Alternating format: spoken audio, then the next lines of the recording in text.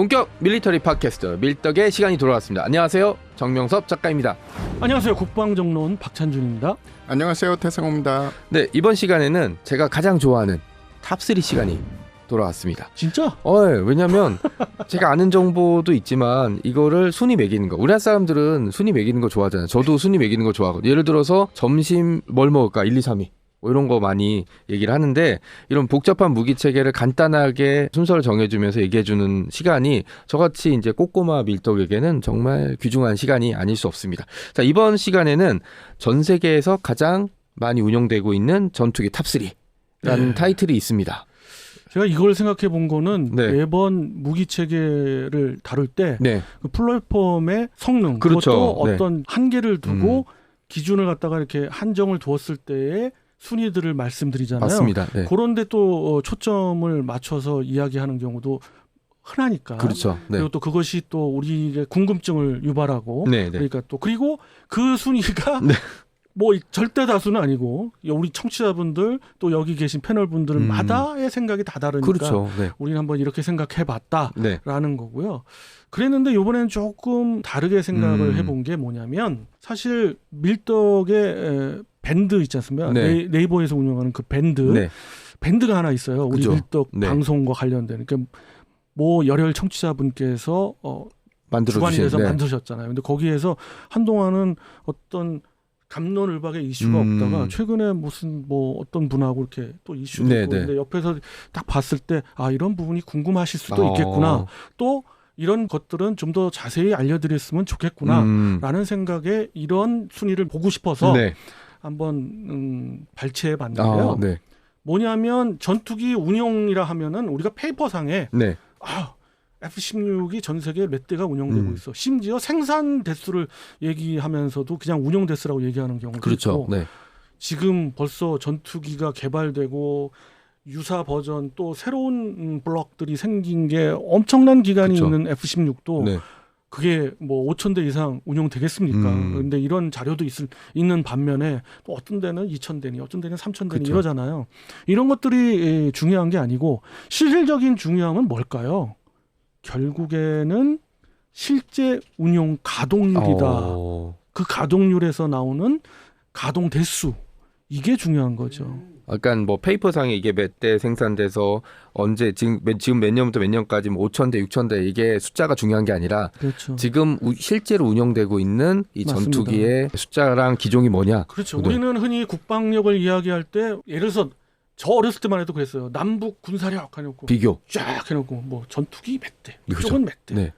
이거의 국방력 군사력이 아니거든요. 이거 뭐 예를 들자면은 전투기로 보면 그 전투기로 포함된 거에 현재 북한이 페이퍼상, 이런 페이퍼상에 있는 대수가 많게는 800대, 아주 뭐 달리 얘기해도 600대를 상회하는데 그렇죠. 대한민국은 이제 400대 이하가 돼버렸어요. 네. 지금 현재로는 정확하게 지금 시점에서 385대인데 이랬을 때는 그럼 우리 공군력은 뭐 거기에 몇 배가 될 거고 3일 안에 뭐 북한 공군은 전멸한다는데 이게 웬 거야? 숫자로는 수도 우리가 있잖아요. 밀리는데. 네.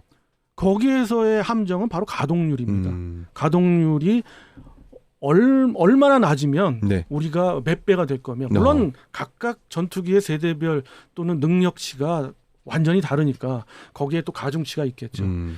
서론이 길었습니다만은 이 결론적으로 이런 가동률에 기반으로 한 전투기 운용 대수 중에서 가장 활발하게 활동하는, 영어로 얘기하면 액티비티죠. 액티비티하게 활동하는 전투기가 뭐냐. 그래서 네. 금운동을 한번 가려본 거예요. 네. 이거 빨리 그럼 좀 여쭤보고 싶은데. 빨리 네. 동메달부터 공개해 주시죠.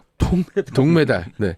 공개할까요? 네, 이제 올림픽 기간이니까. 네. 네. F-15 계열입니다. 여기서는 이제 F-15의 뭐 A형, B형은 지금 뭐 전제 운영하고 있는 국가가 없습니다만은 C형, D형, E형까지. 그러나 이제 뭐 지금 실험하고 있는 EX 기체는 뺐어요. 네. 그래서 제가 알고 있는 2023년도까지의 가동률을 실제 보유 대수의 가동률을 갖다가 계산을 해서 가동 기체들을 보았어요. 그걸 봤을 때는 전 세계에서 지금 규모상 세 번째로 많이 운용되는 것입니다. 우리나라도 F-15K 슬레이미그를 이제 운영하고 있는 중이고 예. 혹시 실제 기체로 F-15를 본 적이 있으신가요? 여러 번 봤죠. 여러분 느낌이 어떤가요? 일단 커요. 크죠. 네. 다른 기체들에 비교하면은 크고 그냥 저도 어차피 국민학교 세대니까 네. 처음 팬텀 봤을 때 그런 약간 느낌을 받는다라고 보시면 됩니다. 이게 비행기야 아니면 빌딩이야 뭐 이 수준으로. 그건 아니고요. F-16 네. 아니구나. 네, 죄송합니다. 네. F-16 옆에 F-15가 서 있으면 네네. 확연히 크다라고 느껴지고요. 그래서 F-16은 꼭 스포츠카 같이 느껴진다. 그러면 F-15는 SUV 같이 느껴진다라고 말씀드릴 수 있죠. 명확한 차이가 차종으로. 네, 근데 또 오해하시면 안 되는 게 제가 저번 시간에도 말씀드렸을 거예요. 저는 항덕이 아닙니다. 그래서 그냥 제 느낌입니다. 그렇죠. 그게 뭐 항독 다르고 뭐 다르니까 아주 좋습니다. 예. 네. 자, 그러면 이제 동메달은 F-15가 차지했고, 자, 그럼 금메달과 은메달 기종이 남아 있는데 두 기종을 어떤 기종을 생각하고 계시는지 먼저 후보 기종이 좀 궁금해졌어요. 네. F-16 파이팅 펠컨이 일단 후보 기종이고요. 후보 기종. 또 하나의 후보 기종은 동구권의 대표 기종이죠. Su-27 계열. 근데 여기서는 좀 Su-27은 Su-27 하나만이 아닌 그 관련 계열 그렇죠. 전체를 네. 뭐 Su-30, Su-33, Su-34, 35까지 최신형 35S까지를 다 포함한 거기에 이제 세계 각국의 가동률까지 계산을 해서 나온 가동 대수를 봤는데 그거와 비교를 해봤습니다. F-16은 글자 그대로 서구권의 베스트셀러 전투기고 Su-27 같은 경우도 동구권을 대표하는 전투기. 네, 수출이 가장 그렇죠. 네. 현재로 최근에 활발하게 됐죠. 예. 둘 중에 그러면 어떤 기종이 금메달이 될까요? 금메달은 F-16 파이팅 펠컨이 됐습니다. 근데 이게 금과 은의 차이가 상당하더라고요.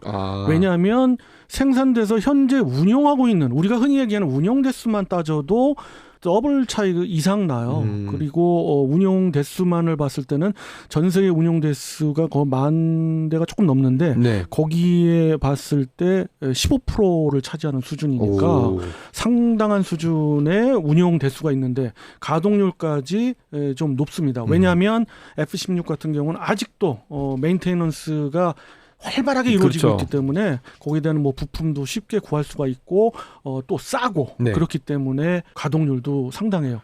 대한민국의 가동률이 같은 F-16이라고 하더라도 미국이 원조잖아요. 그러니까 미국하고 미 공군하고 비교해도 우리가 더 높아요. 지금 작년 같은 경우만 해도 이건 뭐 보안이 아니니까 상당한 수준을 찍어서 81%예요. 그러면 굉장한 거죠. 네.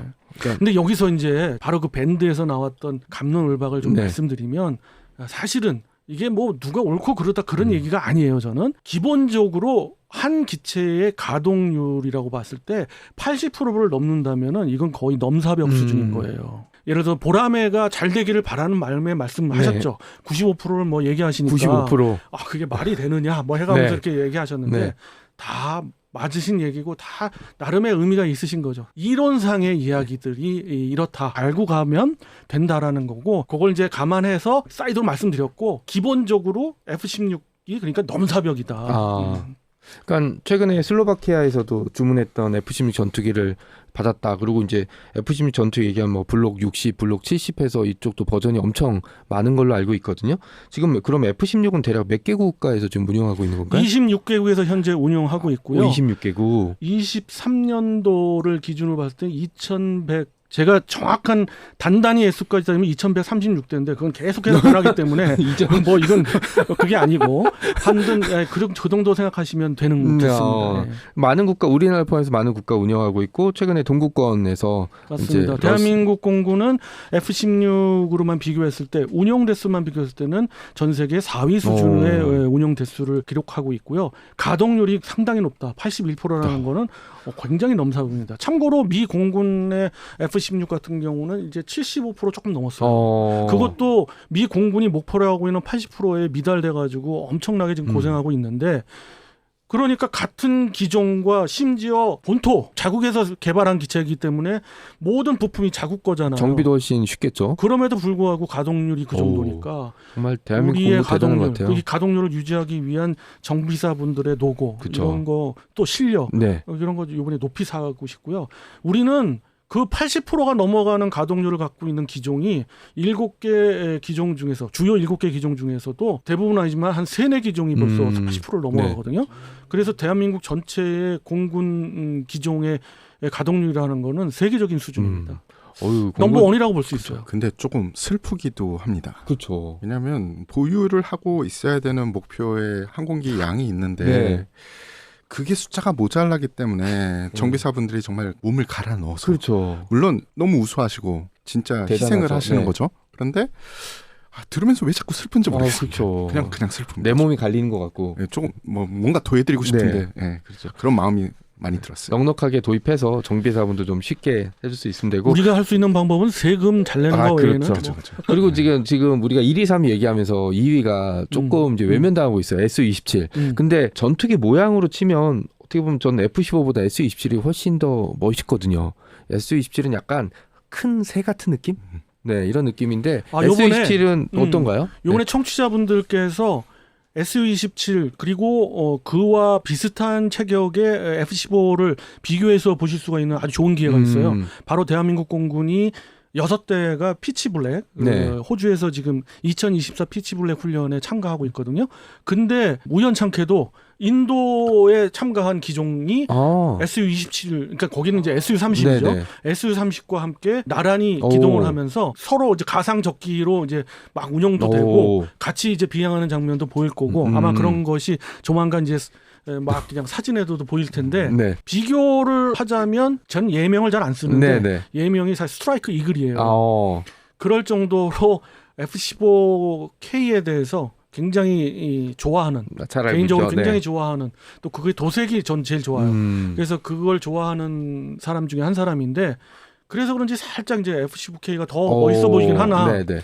또 대부분의 밀도 또 더 좁혀가면 항덕분들은 SU-27을 그렇게 좋아하더라고. 왜냐하면 유선형에 잘 빠지고 아까 차랑 비교해 주셨는데 SU 계열의 차는 약간 곡선이 많은 그 포르쉐 같은 느낌을 받더라고요. 실제 뭐 성능이나 이미지는 잘 모르겠지만 네, 그래서 지금은 이제 막 대단위로 운영되는 대규모로 운영되는 전투기에 대해서 알아봤는데 그러면 반대로 아주 적은 숫자로 운영되는 항공기도 있을 거 아니에요? 전투기를 기준으로 본다면 네네. 제가 번뜩 생각나는 건 이건 넘사벽일 거예요. 네네. 미그 17일 것 같습니다. 미그 17. 네.